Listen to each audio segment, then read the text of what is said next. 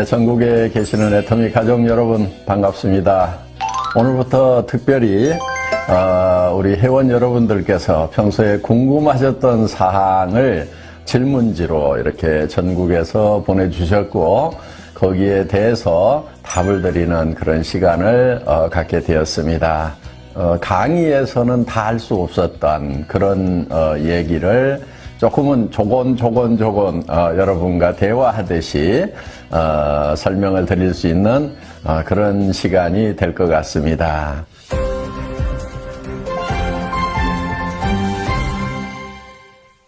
예, 첫 번째 질문, 소비자한테 설명할 때 아무렇게나 하라고 하시는데 진짜 아무렇게나 해도 되나요? 그 진정한 의미는 무엇일까요? 이런 질문입니다. 좋은 질문 해주셨고요. 뭐라고 얘기할 줄 모르겠으면 아무렇게나 얘기를 해. 그래도 모르겠다. 그 아무렇게나도 얘기를 하세요. 아무렇게나 가서 얘기하세요. 아무렇게나 설명을 하라고, 예, 맞습니다. 아무렇게나 하시는데요. 왜 아무렇게나 하라고 하냐면은 준비를 너무 많이 해야만 된다고 생각하는 사람들이 참 많습니다. 그런데 준비를 아무리 많이 해도 현장에 가서 부딪히게 되면은 결국은 또 대답이 어려워지는 경우가 있어요. 그래서 내가 준비를 이렇게나 많이 했는데도 이렇게 답을 못하는가 싶어서 스스로에게 도리어 실망하고 힘이 빠질 수도 있다 하는 겁니다. 저는 현장에서 직접 뛰면서 실패와 성공을 경험하는 그 과정에서 여러분들이 마케팅 노하우, 세일즈 노하우를 습득하시는 것이 정말 살아있는 지식이 되고 성공의 밑거름이 된다고 생각을 합니다. 물론 이론적이고 또 체계적으로 공부하고 준비하는 거 중요하죠. 또 그것이 도움이 되는 사람도 있을 거예요. 그런데 공부하기 싫어하는 사람들은요, 준비해가지고 나가라고 그러면요, 그냥 준비하는 것 자체가 어렵다고 거기서 주저앉는 경우도 참 많더라 하는 거예요. 그래서 제가 아무렇게나 하라고 하는 것은 현장에서 부딪히면서 익히는 것이 진짜 나에게 도움을 주더라 하는 제 경험에서부터 나온 거라고 말씀을 드릴 수가 있겠습니다. 그래서 현장으로 뛰어나가세요. 그리고 현장에 가서 연습 삼아서 한다고 생각을 하세요. 한 번 하고 10번 하고 100번 하다 보면은 반드시 잘할 수 있도록 된다는 거. 여러분 앉아있지 말고 현장으로 뛰어나가시라는 그런 뜻에서 말씀을 드린 거라고 이해해 주시면 좋겠습니다. 도움이 좀 되셨나요?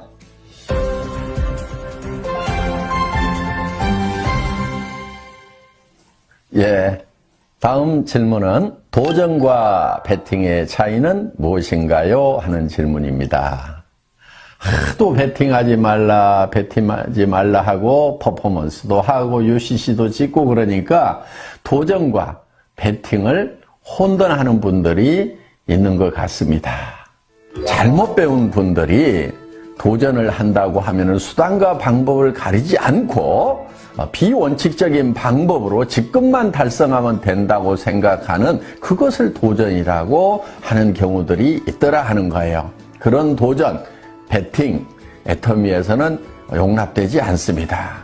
내가 3개월 안에 세일즈 마스터를 가겠다.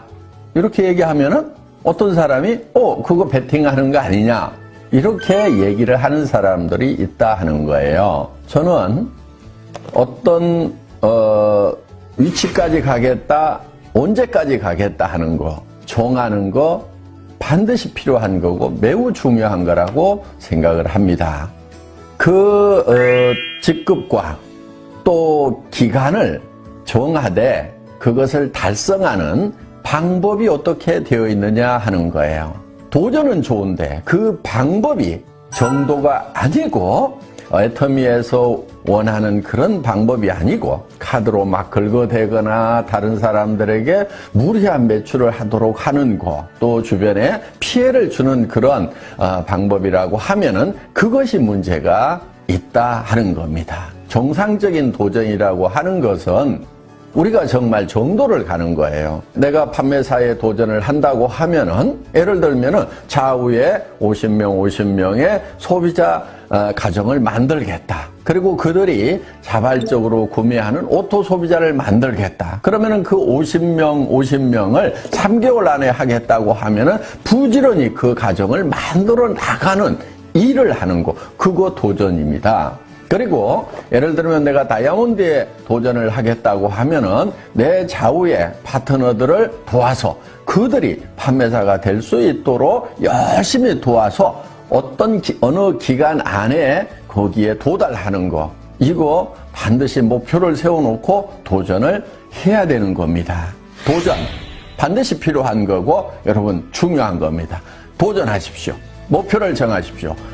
일정한 시간을 정해놓고 그 안에 달성하겠다고 끊임없이 노력을 하십시오.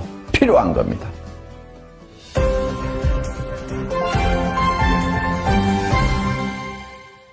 또 다른 질문은요.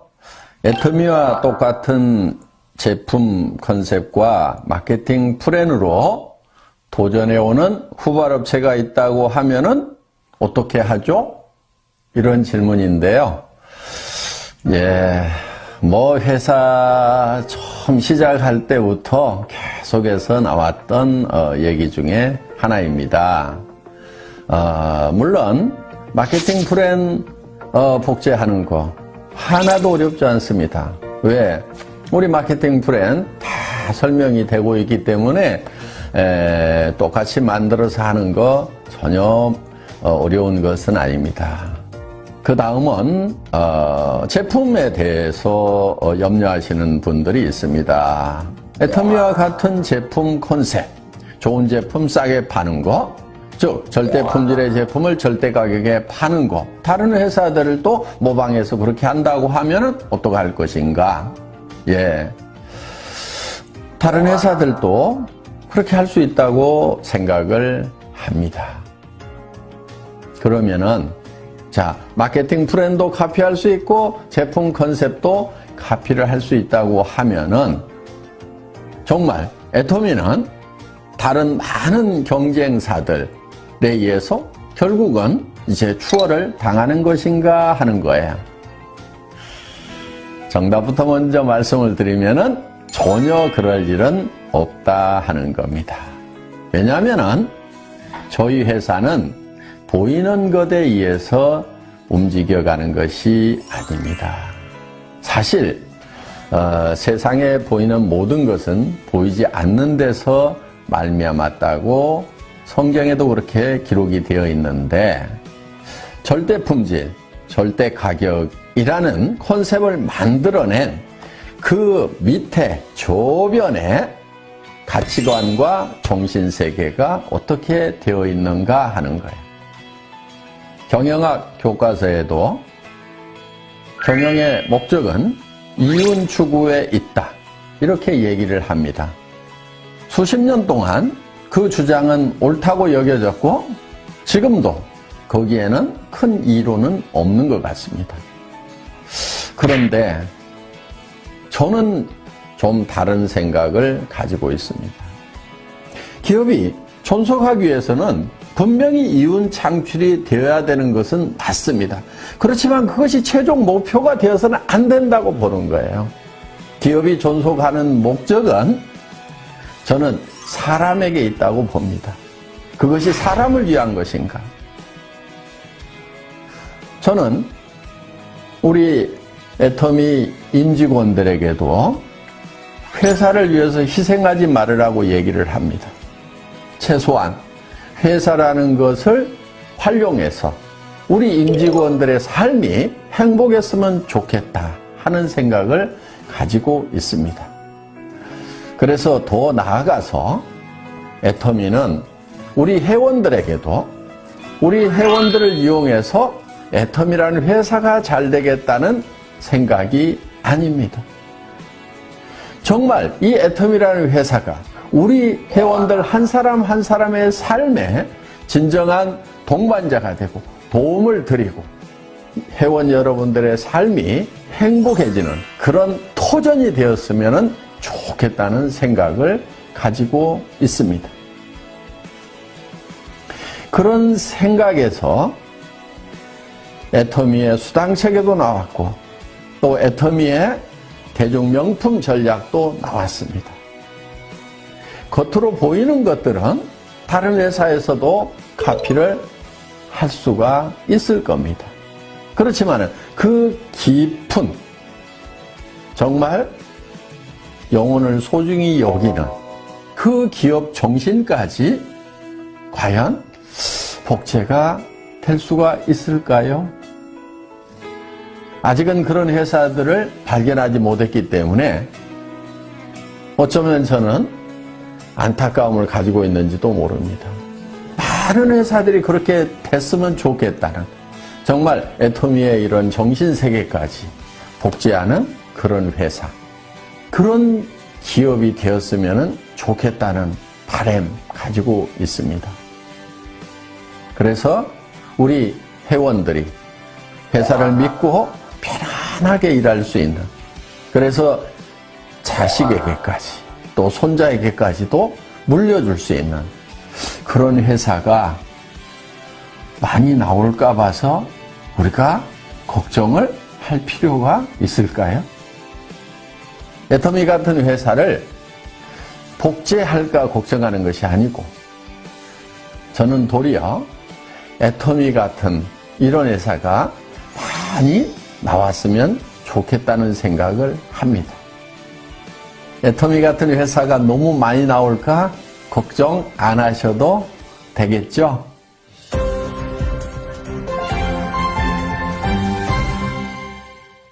예, 금수저, 흑수저 등 수저 계급론에 대한 회장님의 생각은 어떻습니까? 하는 질문인데요. 참 답답합니다. 왜들 금수저, 흑수저 따지고들 있는지 그게 무슨 의미가 있어요? 저는요, 대표적인 흑수저 출신입니다. 뭐 굳이 얘기를 하자면은 흑수저 출신인데 지금 금수저 물고 있습니다. 흑수저로 태어났더라도 금수저 무는 것이 중요하지. 그런데 이 신분 상승에 사다리가 없어진 그런 사회가 되다 보니까 금수저론, 흑수저론이 나오는 것 같습니다. 그래서 애터미가 있는 겁니다. 애터미 사업을 할 때는 금수저라고 더 도움되는 것, 더 유리한 것이 없어요. 흑수저라고 그래가지고 더 불리할 것도 없습니다. 공부 잘한다고 성공을 합니까? 우리 로얄 클럽에는 초등학교만 나온 사람, 초등학교도 못 나온 사람도 로얄 클럽에 가드를 하는 거예요. 물론 우리 로얄 클럽에는 박사학위를 가진 분도 있어요.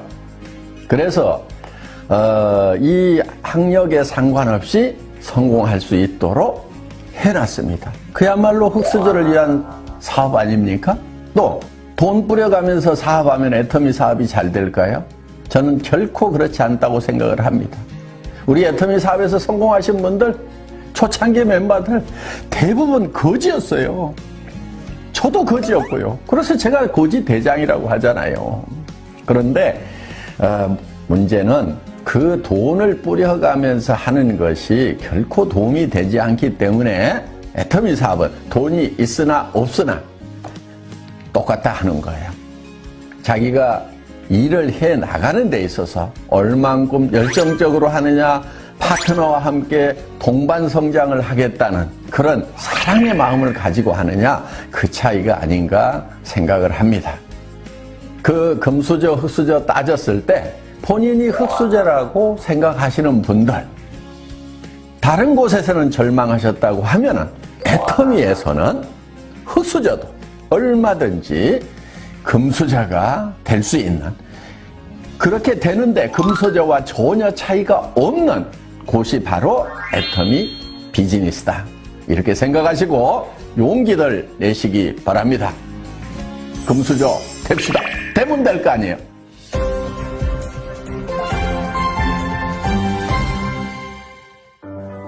오늘 이 시간 도움이 되셨나요?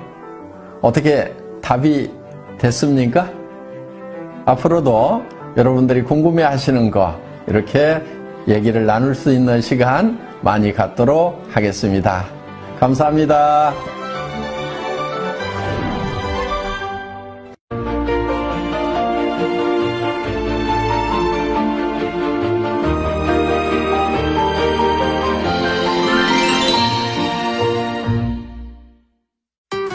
애터미 회원 여러분 안녕하십니까? 국경 없는 글로벌 경쟁 시대에 여러 가지로 수고가 많습니다. 그런데 저는 개인적으로 이 애터미 사업자분들 또 애터미 회원분들이야말로 이 시대의 애국자라고 생각하고 있습니다. 그럼 뭐가 애국자냐? 애국자는 열심히 일해서 정의로운 방법으로 열심히 일해서 많은 세금을 내는 사람들이 가장 애국자라고 생각합니다. 만약에 우리가 성공해서 많은 세금을 내면은 국가는 그 세금을 가지고 국방을 하고 치안을 하고 행정을 하고 외교를 하고 등등 국가를 경영하는 데 필요한 모든 공무를 수행함과 아울러서 사회적 약자들에게 이전 소득을 또 제공해 줍니다. 그렇게 되니까 우리 사업자들이 스스로 성공해서 많은 돈을 벌어서 그리고 많은 세금을 국가에 낸다면 그보다 더 애국자가 없습니다. 그런데 우리 사업자들은 자신의 성공뿐만 아니라 파트너들의 성공까지 후원해 준다면 얼마나 큰 애국자입니까? 현재 우리나라에서 가장 지금 큰 골칫거리가 일자리 문제와 소득 분배 문제입니다. 그런데 이 일자리 문제와 소득 분배 문제는 선진국들도 골치를 앓고 있는 문제이고 어느 누구도 주장만 하지 그 대안이 무엇인가에 대해서는 전혀 어떤 대안을 제시하지 못하고 있습니다. 그런데 바로 이 애터미 사업은 작은 자본으로 많은 일자리를 창출하고 그리고 많은 사업자들에게 소득을 이전해 줌으로써 또는 소득을 분배해 줌으로써 또 많은 세금을 내게 됨으로써 국가에 충성하고 그 다음에 애국하고 있는 길입니다. 그런데 우리가 이 사업을 해서 애터미 사업을 해서 성공하려면 어떻게 해야 되느냐 하는 문제가 있어요. 가장 중요한 것은 고객을 설득하고 또 신규 사업자를 설득하는 문제입니다. 설득, 퍼세션, 설득하는 문제예요. 설득은 무슨 거짓말이나 허풍이나 또는 강요에 의해서 되는 것이 아닙니다. 그러면 고객을 설득하려면은 어떻게 해야 되냐 하는 문제가 있어요. 특히 이 애터미 사업은 설득 산업 중에 설득 산업이에요. 우선 우리 애터미 제품을 사용하도록 소비자 또는 고객을 설득해야 하는 일뿐만 아니라 신규 사업자가 사업을 할 수 있도록 설득을 하지 않으면 설득에 성공하지 않으면 그 누구도 성공할 수가 없습니다. 그래서 설득이야말로 가장 중요한 사업 성공의 수단이라고 할 수가 있습니다. 그럼 설득을 어떻게 할 거냐 하는 문제예요. 예로부터 그러니까 지금부터 2300년 전에 고대 그리스의 철학자, 고대 히랍의 철학자 아리스토텔레스는 수사학, 레토릭이라는 책에서 설득의 세 가지 수단을 제시합니다. 그 세 가지 요소라는 게 뭐냐면은 첫째가 로고스라고 하는 겁니다. 로고스는 오늘날 영어에서 로직, 논리라는 말의 어원입니다. 그러니까 설득을 하기 위해서는 첫째, 논리적 설명력을 갖춰야 된다는 거예요. 논리적 설명력. 논리적 설명력이라는 이 말 속에는 두 가지 뜻이 있습니다. 하나는 상대를 설득하기 위해서 자기가 사용하는, 설득자가 사용하는 단어, 다시 말하면 용어가 명확해야 된다는 것이고, 두 번째는 동원한 용어가 문법 구조에 맞도록 되어 있어야 된다는 거예요. 아무리 좋은 용어를 동원해도 주어, 동사, 목적어, 보어가 맞지 않으면 도대체 무슨 말을 하는지 모르기 때문에 설득이 되지 않는다는 거예요. 그러면 예를 들어 해모힘을 복용하도록 설득하려면은 해모힘의 가장 핵심적인 내용을 알고 있어야 되고 그것을 논리에 맞게 우리 말 구조에 맞게 설명할 수 있어야 된다는 거예요. 이게 로직입니다. 이게 소위 로고스라고 하는 거예요. 그러면 이 로고스 논리적 설득력을 향상시킬 수 있는 방법은 뭘까? 그건 왕도가 없습니다. 강의를 듣고 많은 세미나에 참석하고 파트너와 스폰서가 서로 대화를 통해서 정보를 주고받고 그리고 가만히 듣고 있어서는 안 되고 휴대폰이나 또는 노트에 그 중요한 내용을 기록하는 습관을 가지는 게 중요합니다. 그런데 세 가지 요소 중에서 아리스토텔레스는 이 논리, 다시 말하면 로고스가 차지하는 비중이 10%라고 이야기합니다. 두 번째는 아무리 논리적으로 설득을 해도 인간은 감정 또는 감성의 동물이기 때문에 감성을 자극하지 않으면 설득이 되지 않는다는 거예요. 그 두 번째가 파토스라고 하는 겁니다. 파토스는 감성적 호소력입니다. 감성적 호소력. 이 감성적 호소력을 기르려면은 현재 자기가 지금 설득하려고 하는 사람의 말을 들어야 됩니다. 다시 말하면 자기 말만 하는 게 중요한 게 아니고 상대방의 말을 경청해야 돼요. 그래야만 상대방이 지금 어떤 기분 상태인지를 알 수가 있다는 거예요. 기분이 좋은 상태인지 즐거운 상태인지 슬픈 상태인지 기분이 나쁜 상태인지를 알아야 그 분위기에 맞게 논리를 전개할 수가 있다는 거예요. 그래서 아리스토텔레스는 설득의 3요소 중에 로고스가 10% 그리고 파토스가 30%라고 했습니다. 그러니까 로고스보다 논리적으로 이야기하는 것, 설명하는 것보다 상대방의 감정을 이해해 주는 것이 또 상대방의 감정에 맞게 이야기하는 것이 3배의 효과가 있다는 얘기입니다. 30%. 그럼 남은 60%가 남아있죠. 이 60%가 뭘까 하는 거예요. 이것을 아리스토텔레스는 에토스라고 했습니다. 에토스는 그 사람의 인격이나 품성에서 우러나오는 인간적 신뢰감입니다. 즉, 그 사람을 믿을 수 있느냐 하는 문제예요. 아무리 논리적으로 얘기하고 아무리 감성을 자극해도 그 사람을 믿을 수 없다면 전혀 믿지를 않는다는 거예요. 따라서 설득을 하는 데 있어서 가장 중요한 요소가 그 사람의 평상시 일상생활에서의 생활 태도라는 거예요. 그 사람이 어떤 사람인가 하는 게 가장 중요하다는 거예요. 만약에 그 사람을 인간적으로 믿을 수 있다면은 논리가 좀 딸리고 또 감성적 호소력이 좀 떨어지더라도 믿는다는 거예요. 그러나 그렇지 않으면 아무리 논리적으로 설명하고 감성의 호소에도 믿지 않는다는 겁니다. 그래서 설득에 있어서 가장 중요한 게 그 사람의 인간성이라는 거예요. 인간성. KBS에 진품명품이라는 프로가 있습니다. 굉장히 저는 즐겨보는데요. 한 번은 얼른 봐도 아주 명필의 그 유목이 나왔어. 글자가 나왔단 말이야. 글자가. 뜻도 좋아요. 논어에서 나오는 글자예요. 근데 거기에 낙관이 없어. 도장이 안 찍혀있으니까 누구 건지 몰라. 그러니까 그걸 소장한 젊은이가 그걸 들고 왔어. 이게 누구 거냐. 보니까 내용도 좋은데다 글씨도 기가 막혀. 명필이야.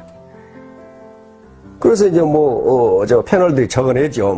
1,000만원, 2,000만원, 3,000만원. 그러고 막 계속 나와. 그런데 가격이 얼마가 나왔냐 하면은 제로.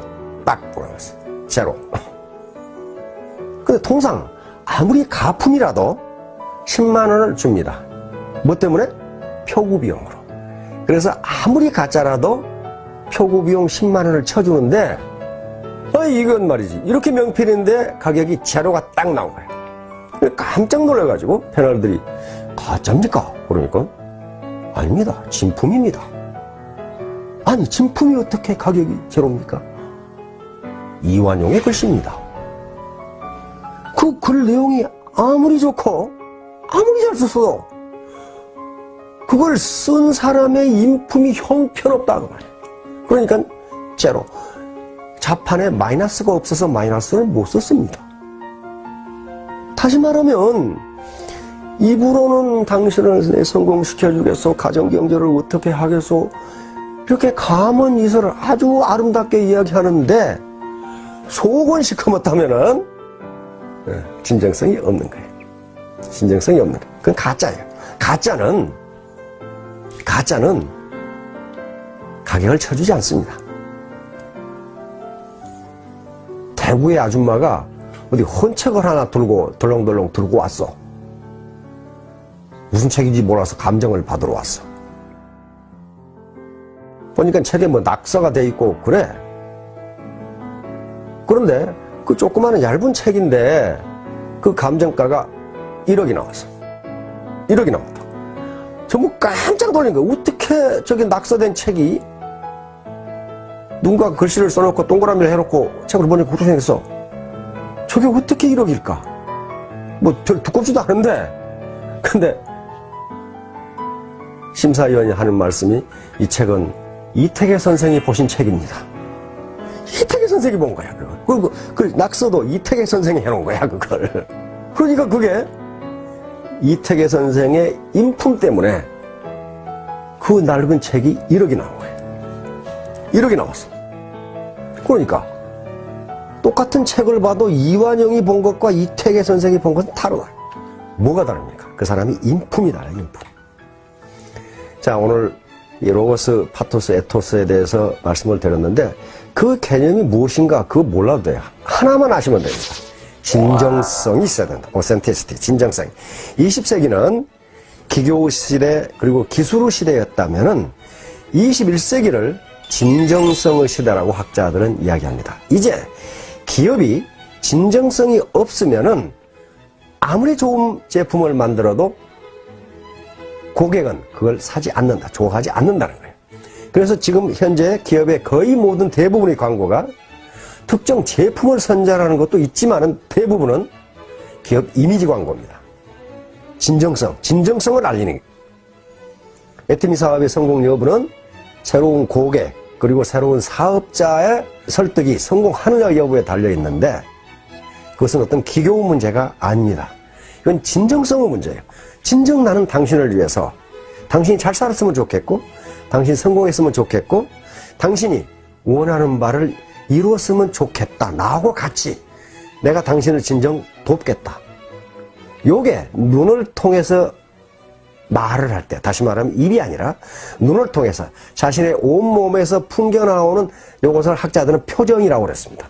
그 사람 몸에서 풍겨나오는 바디랭귀지가 그렇게 이야기할 때 설득에 성공할 수 있다. 그래서 처음만 가지고는 안 되고 자꾸 만나야 된다. 사람은 자꾸 만나면 좋아진다. 즉 정이 들어서 자꾸 만나는 것이 아니고 만나다 보니까 정이 든다. 자, 사업자 여러분, 우리 애터미 회원 여러분, 자, 무한경쟁 시대에 여러 가지로 수고가 많습니다. 특히 제가 보니까 여성 사업자들은 1인 5역을 하는 경우가 많아.